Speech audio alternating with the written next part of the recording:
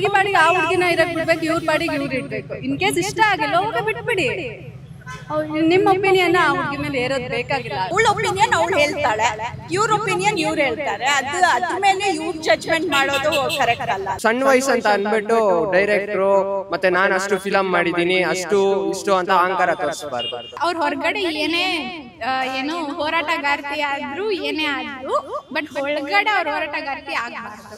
Normal Ashwini Gowda ಏನಿದಾರೋ ಅದನ್ನ ತೋರಿಸ್ಬೇಕು. ಅವ್ರು ನಾನು ಇದೇ ವೃತ್ತಿಯಿಂದ ಬಂದಿರೋದು, ಇದನ್ನೇ ಮಾಡ್ಬೇಕು ಅಂತ ಅಂದ್ರೆ ಅವ್ರು ಚೆನ್ನಾಗಿ ಆಡ್ತಾ ಇದಾರೆ, ಅದ್ರ ಬಗ್ಗೆ ಏನು ಇಲ್ಲ. ಬಟ್ ಜಾಸ್ತಿ ಕಿರಿಕ್ ಮಾಡ್ಕೊಳಕ್ ಹೋಗ್ಬಾರ್ದು. ಜಾಸ್ತಿ ಕಾನ್ಸೆಪ್ಟ್ ಅದು ಇದು ಮತ್ತೆ ಎಕ್ಸ್ಟ್ರಾ ಬಿಲ್ಡಪ್ ಆತರ ಓವರ್ ಆಕ್ಟಿಂಗ್ ಮಾಡಬಾರ್ದು. ಅಶ್ವಿನಿ ಗೌಡ ಅಂತವ್ರು ಒಂದಿಬ್ರು 3 ಜನ ಹೋಗ್ಬಿಟ್ರೆ ಇಡೀ ಬಿಗ್ ಬಾಸ್ ಮುಳುಗೋಗುತ್ತೆ.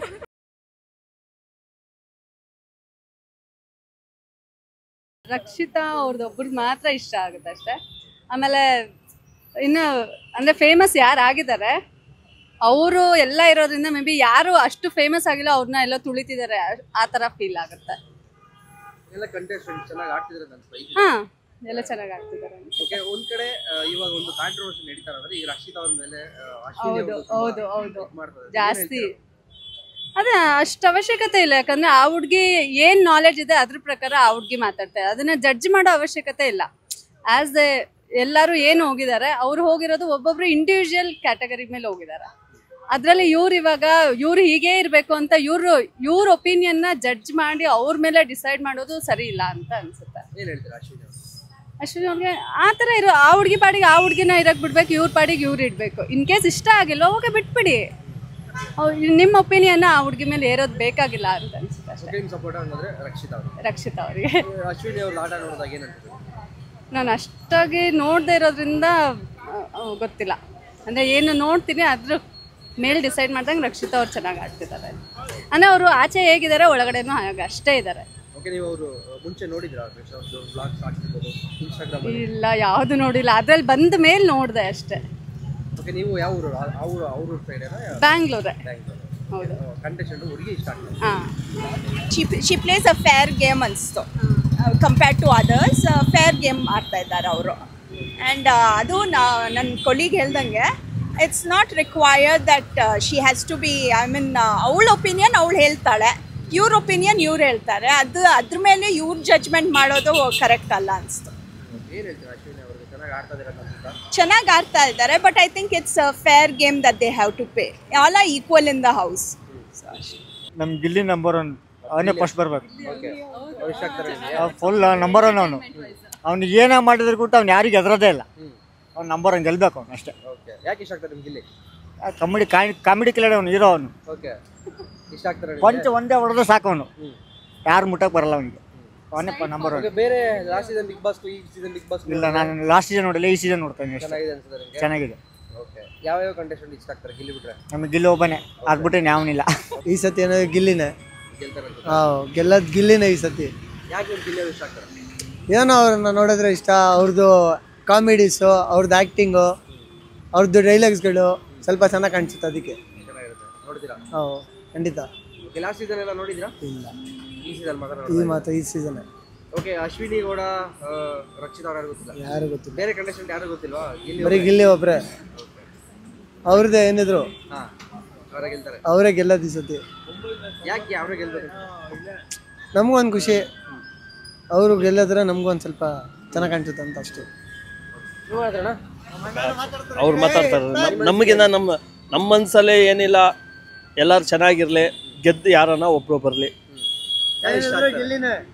ಗಿಲ್ಲಿನೇ. ಬೇರೆ ಕಂಟೆಸ್ಟೆಂಟ್ಗಳೆಲ್ಲ ಗೊತ್ತಾ ನಿಮಗೆ? ಎಲ್ಲ ಗೊತ್ತು. ನಮ್ಮ ಎಲ್ಲರಿಂದ ಕಾಮಿಡಿ ಪ್ಲೇಯರ್ ಅಂದ್ರೆ ಗಿಲ್ಲಿಯಿಂದ ಸ್ವಲ್ಪ ಕಾಮಿಡಿನೂ ಬರುತ್ತೆ, ಎಲ್ಲ ಚೆನ್ನಾಗಿರ್ತಾರೆ. ಅದಕ್ಕೋಸ್ಕರ ಎಲ್ಲ ಸೀಸನ್ ನೋಡ್ತೀರಾ? ಈ ಸೀಸನ್ ಮಾತ್ರ ನೋಡ್ತೀರಾ? ಇಲ್ಲ, ಎಲ್ಲ ಸೀಸನ್ ನೋಡ್ಕೊಂಡೇ ಬರ್ತೀವಿ. ಎಲ್ಲ ಸೀಸನ್ಗೂ ಈ ಸೀಸನ್ ಕಂಪೇರ್ ಮಾಡಿದ್ರೆ ಇದು ಎಷ್ಟು ಚೆನ್ನಾಗಿ ನಡೀತಾ ಇದೆ?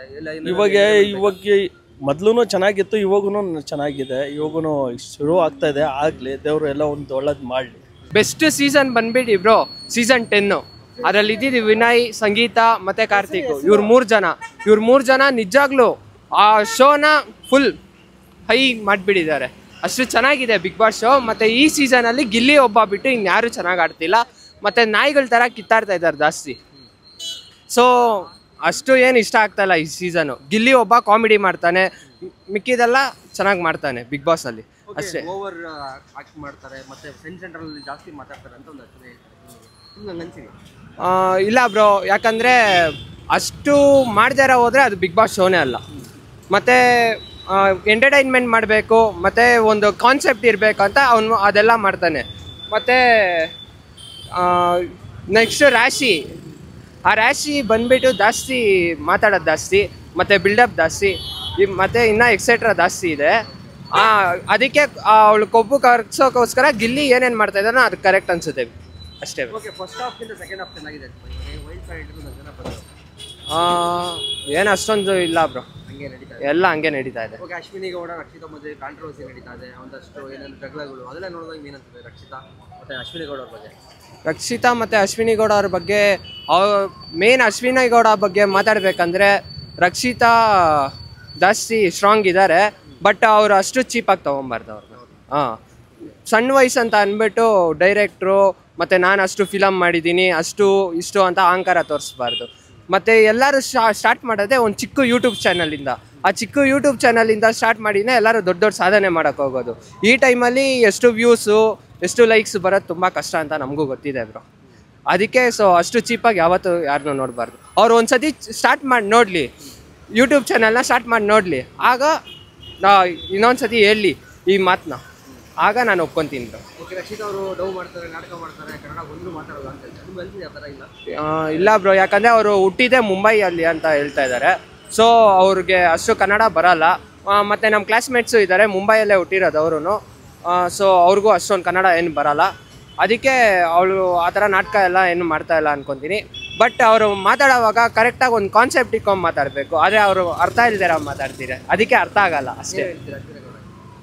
ಅಶ್ವಿನಿ ಗೌಡ ಅವ್ರಿಗೆ ಹೇಳೋದೇ ಇಷ್ಟೇ, ಅವರು ಚೆನ್ನಾಗಿ ಆಡ್ತಾ ಇದ್ದಾರೆ, ಅದ್ರ ಬಗ್ಗೆ ಏನೂ ಇಲ್ಲ. ಬಟ್ ಜಾಸ್ತಿ ಕಿರಿಕ್ ಮಾಡ್ಕೊಳಕ್ಕೆ ಹೋಗ್ಬಾರ್ದು, ಜಾಸ್ತಿ ಕಾನ್ಸೆಪ್ಟು ಅದು ಇದು ಮತ್ತು ಎಕ್ಸ್ಟ್ರಾ ಬಿಲ್ಡಪ್ಪು ಆ ಥರ ಓವರ್ ಆ್ಯಕ್ಟಿಂಗ್ ಮಾಡಬಾರ್ದು ಅಷ್ಟೇ ಹೇಳೋದು. ಯಾರು ಇನ್ನೂ ಕಾಣಿಸ್ಕೊಂಡಿಲ್ಲ ಜನರ ಕಣ್ಣಿಗೆ? ವೈಟ್ ಕಾರ್ಡ್ ಎಂಟ್ರಿಯಲ್ಲಿ ಇನ್ನೊಬ್ರು ಬಂದಿದ್ದಾರೆ ಅನ್ಕೊಂತೀವಿ. ಅವ್ರು ಕಾಣಿಸ್ಕೊತಾ ಇಲ್ಲ. ಅವರಿಬ್ರು ಮನೆಯಲ್ಲೇ ಏನೋ ನಡೀತಾ ಇದೆ, ಅವರಿಬ್ರು ಒಂದು ಸಪ್ರೇಟಲ್ಲಿ ಏನೋ ಮಾಡ್ತಾ ಇರ್ತಾರೆ. ಮತ್ತು ಜಾಸ್ತಿ ಇನ್ವಾಲ್ವ್ ಇಲ್ಲ.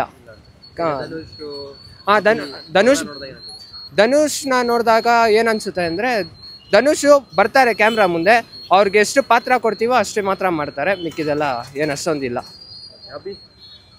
ಧನುಷ್ ಕ್ಯಾಪ್ಟನ್ ಆಗಿದ್ದಾರೆ ಈ ವಾರ ಕ್ಯಾಪ್ಟನ್ ಆಗಿದ್ದಾರೆ, ನೋಡೋಣ. ಅಭಿ ಚೆನ್ನಾಗಿ ಆಡ್ತಾ ಇದ್ದಾರೆ, ಮತ್ತು ಅವರು ಅಷ್ಟೊಂದು ಮಾತಾಡಲ್ಲ ಅಂತ ಎಲ್ಲೂ ಅನ್ಸಲ್ಲ. ಅವರು ಬಿಗ್ ಬಾಸಲ್ಲಿ ಏನೇನು ಮಾಡಬೇಕೋ ಅದು ಮಾಡ್ತಾ ಇದ್ದಾರೆ, ಕರೆಕ್ಟಾಗಿ ಮಾಡ್ತಾ ಇದ್ದಾರೆ. ಈ ಸೀಸನ್ನು ಅಷ್ಟೊಂದು ಗಿಲ್ಲಿ ನಟ ಅವರೊಬ್ಬರೇ ಎಂಟರ್ಟೈನಿಂಗ್ ಅಂತ ಅನ್ಸೋದು, ಆಮೇಲೆ ಸ್ಟ್ರೇಟ್ ಫಾರ್ವರ್ಡ್ ಅಂತ ಅನ್ಸೋದು. ಸೊ ಇನ್ನು ಮಿಕ್ದವರೆಲ್ಲ ಜಗಳ ಹೆಂಗೆ ಮಾಡಲಿ, ಎಲ್ಲಿಂದ ಕಿರಿಕ್ ತೆಗಿಲಿ ಅಂತಾನೆ ನೋಡ್ತಾ ಇರ್ತಾರೆ. ಗೇಮ್ನ ಗೇಮ್ ಥರ ಆಡಲ್ಲ, ಅಂದರೆ ಪರ್ಸ್ನಲ್ ಜಿದ್ಗಳೇ ಜಾಸ್ತಿ ಇರುತ್ತೆ ಅವ್ರವ್ರ ಮಧ್ಯೆ, ಅದನ್ನೇ ತೊಗೊಂಡು ಹೋಗ್ತಾರೆ. ಬಟ್ ಗಿಲ್ಲಿ ಒಂದು ಕಾಮಿಡಿ ಫೀಲ್ಡಿಂದ ಬಂದಿರೋದಕ್ಕೆ ಅವ್ರೊಂಥರ ಚೆನ್ನಾಗಿ ನಡ್ಸ್ಕೊಂಡು ಹೋಗ್ತಾ ಇದ್ದಾರೆ ಅಂತ ನನ್ನ ಪರ್ಸ್ನಲ್ ಒಪಿನಿಯನ್. ಎಲ್ಲ ಫ್ರೆಂಡ್ ಟಾಸ್ಕ್ ಅಂತ ಬಂದಾಗ ಟಾಸ್ಕ್ ಆಡಿ, ಬೇರೆ ಟೈಮಲ್ಲಿ ನಾರ್ಮಲ್ ಆಗಿ ಫ್ರೆಂಡ್ಸ್ ಜೊತೆ ಹೆಂಗಿರ್ತಾರೋ ಹಂಗಿದ್ರೆ ಎಲ್ಲ ಚೆನ್ನಾಗೇ ಇರುತ್ತೆ. ಅವರು ಜಗಳ ಆಡೋದನ್ನ ಕಮ್ಮಿ ಮಾಡಿದ್ರೆ, ಎಂಟರ್ಟೈನ್ಮೆಂಟ್ ಜಾಸ್ತಿ ಮಾಡಿದ್ರೆ ಚೆನ್ನಾಗಿರುತ್ತೆ. ಬರೀ ಜಗಳನೇ ಆಗಿಬಿಟ್ರೆ, ಅಶ್ವಿನಿ ಗೌಡ ಅಂತವ್ರು ಒಂದಿಬ್ರು 3 ಜನ ಹೋಗ್ಬಿಟ್ರೆ ಇಡೀ ಬಿಗ್ ಬಾಸೇ ಮುಳುಗೋಗುತ್ತೆ. ಅಂದರೆ ಅವರು ಜಾಸ್ತಿ ಜಗಳ ಅವ್ರ ಹೊರಗಡೆ ಏನೋ ಹೋರಾಟಗಾರ್ತಿ ಆದರೂ ಏನೇ ಆದರೂ, ಬಟ್ ಒಳಗಡೆ ಅವ್ರ ಹೋರಾಟಗಾರ್ತಿ ಆಗಬಾರ್ದು. ನಾರ್ಮಲ್ ಅಶ್ವಿನಿ ಗೌಡ ಏನಿದಾರೋ ಅದನ್ನು ತೋರಿಸ್ಬೇಕು. ಅವ್ರು ನಾನು ಇದೇ ವೃತ್ತಿಯಿಂದ ಬಂದಿರೋದು, ಇದನ್ನೇ ಮಾಡಬೇಕು ಅಂತ ಅಂದರೆ ಹೇಳಾಗುತ್ತೆ. ಅದಕ್ಕೆ ಅವ್ರ ಜಗಳನೇ. ಅವರು ಅಂದರೆ ಹೆಣ್ಮಕ್ಳು ಸ್ಟ್ರಾಂಗ್ ಆಗಿರಬೇಕು, ಘಾಟಿಯಾಗೂ ಇರಬೇಕು, ಎಲ್ಲ ಹೌದು. ಬಟ್ ಅದನ್ನೇ ಜಾಸ್ತಿ ತೋರಿಸ್ಬಾರ್ದು. ಸಾಫ್ಟ್ ಅಂತಾನು ಒಂದು ಫೇಸ್ ಇರೋದಲ್ವಾ, ಅದನ್ನು ತೋರಿಸ್ಬೇಕು. ರಕ್ಷಿತಾ ಚಿಕ್ಕ ಹುಡುಗಿ ಅಂತ ಅವಳ ಮೇಲೆ ಬೀಳ್ತಾ ಇದ್ದಾರಾ, ಅಥವಾ ಅವಳಿಗೆ ಏನೂ ಗೊತ್ತಿಲ್ಲ ಅಂತ ಅವಳ ಮೇಲೆ ಬೀಳ್ತಾ ಇದ್ದಾರಾ ಗೊತ್ತಿಲ್ಲ. ಅವ್ರು ಆಟ ಆಡೋಕೆ ಅವ್ರು ಬಂದಿದ್ದಾರೆ, ಇವ್ರು ಆಟ ಆಡೋಕೆ ಇವ್ರು ಬಂದಿದ್ದಾರೆ. ಅವ್ರು ಪರ್ಸ್ನಲಾಗಿ ತಗೊಳ್ದೆ ಹಂಗೆ ಇದ್ರೆ ಎಲ್ಲ ಚೆನ್ನಾಗಿರುತ್ತೆ. ಇವರು ಅವ್ರ ಹೆಸರು ಗೊತ್ತಿಲ್ಲ ನನಗೆ. ಮಾಲು ಮಾಲು ಅವರು ಕಾಣಿಸೋದೇ ಇಲ್ಲ, ಬರೀ ವೀಗಣ್ಣಲ್ಲಿ ಅದು ಸುದೀಪ್ ಸರ್ ಮಾತಾಡ್ದಾಗ ಅಷ್ಟೇ ಕಾಣಿಸ್ಕೊಂತಾರೆ. Overall Bigg Boss Gilli ಇರೋದಕ್ಕೆ ಚೆನ್ನಾಗಿದೆ. ಇಫ್ ಗಿಲ್ಲಿ ಏನಾರ ನಾಮಿನೇಟ್ ಆಗಿಬಿಟ್ರೆ ಬಿಗ್ ಬಾಸೇ ನೋಡಲ್ಲ ನಾನಂತೂ. ಗಿಲ್ಲಿ ಇಲ್ಲ ಅಂದರೆ ಇಲ್ಲ.